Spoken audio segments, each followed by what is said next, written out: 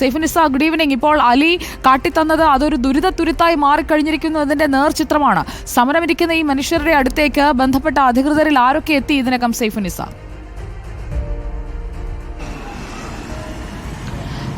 Good evening Sujaya Parvathi. ഞാനിപ്പോൾ നിൽക്കുന്നത് ജിഡയുടെ മുൻപിലാണ്.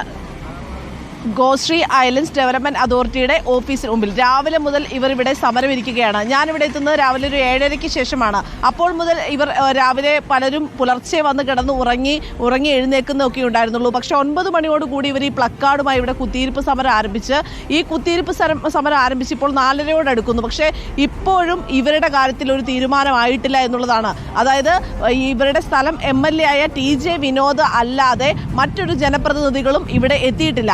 ഹൈബി ഈഡൻ MPയുമായി ഇവർ സംസാരിച്ചു. ഹൈബി ഈഡൻ പറയുന്നത് താൻ പാർലമെന്റിലാണ്, അതുകൊണ്ടാണ് അവിടേക്ക് വരാത്തത് എന്നാണ് പറയുന്നത്. MLAയുമായി സംസാരിച്ചു എന്ന് പറയുന്നു.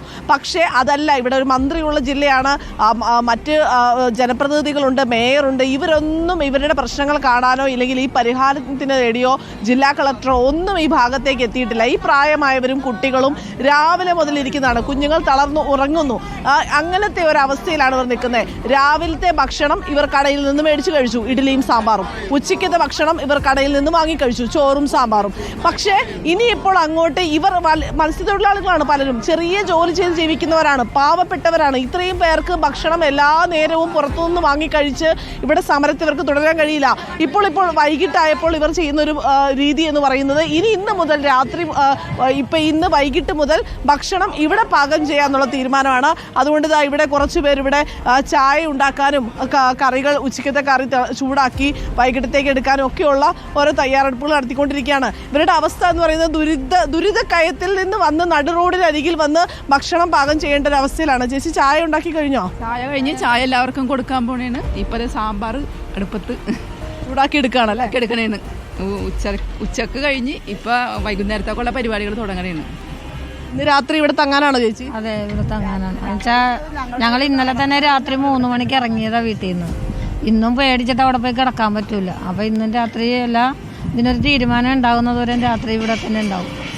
ഇവിടെ സ്ത്രീകളായിട്ടുള്ളവരാണ്. ഇവർക്ക് ബാത്റൂമിൽ പോകാനുള്ള സൗകര്യമില്ല. കാരണം ഈ ജിഡയുടെ ഓഫീസ് അടച്ചിട്ടിരിക്കുകയാണ്. ഇന്ന് ഓഫീസിൽ ഉദ്യോഗസ്ഥർ വന്നെങ്കിലും ഈ ഭാഗത്ത് ഇവർ സമരം ചെയ്യുകയാണെന്നറിഞ്ഞ് ഇവരിവിടുന്ന് തിരിച്ചുപോയി.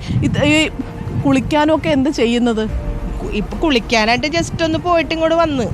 പക്ഷേ ഇപ്പം രാവിലെ ഞങ്ങൾ വെള്ളം തേയി പറ്റിച്ചിട്ടൊക്കെയാണ് പോന്നേക്കണത്. അതുകൊണ്ട് ഞങ്ങൾക്ക് ചെന്ന് എന്തെങ്കിലും ഒന്ന് ചെയ്തിട്ട് പോരാ. പക്ഷേ വൈകുന്നേരം ആകുമ്പോൾ വെള്ളം കയറും. അപ്പം രാവിലെ ഞങ്ങൾ വീട് ക്ലീൻ ചെയ്യാൻ ഇവിടെ നിന്ന് പോകേണ്ടി വരും. അതാണ് ഒരു ബുദ്ധിമുട്ടുള്ളത്. എന്താണെങ്കിലും ഞങ്ങൾ ഇനി എന്താണെങ്കിലും പോണില്ല അങ്ങോട്ട്.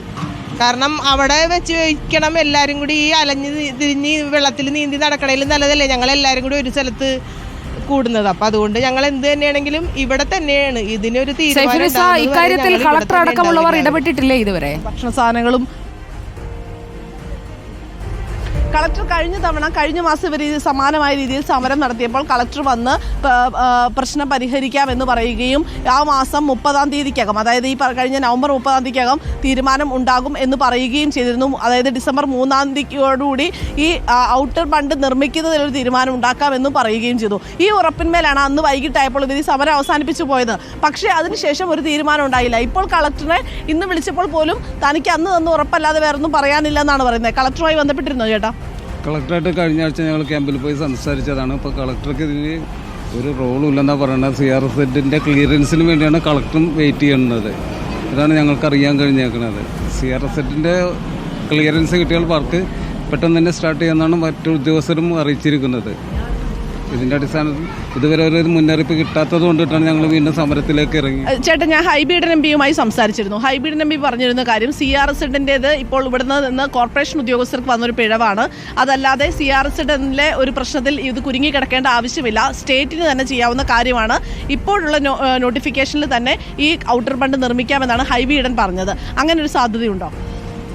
തീർച്ചയായിട്ടും ഇങ്ങനെയുള്ള ആൾക്കാർ പറയുമ്പോൾ അറിവുകൾ മാത്രമേ നമുക്ക് കിട്ടാറുള്ളൂ. ഇങ്ങനെ ഒരു അറിവ് ഇന്ന് ഇപ്പോൾ ആദ്യമായിട്ട് ഹൈബിയെ ഞാൻ നേരത്തെ വിളിച്ചിരുന്നു. അപ്പോൾ അദ്ദേഹം ഈ കാര്യം തന്നെയാണ് എന്നോടും പറഞ്ഞത്.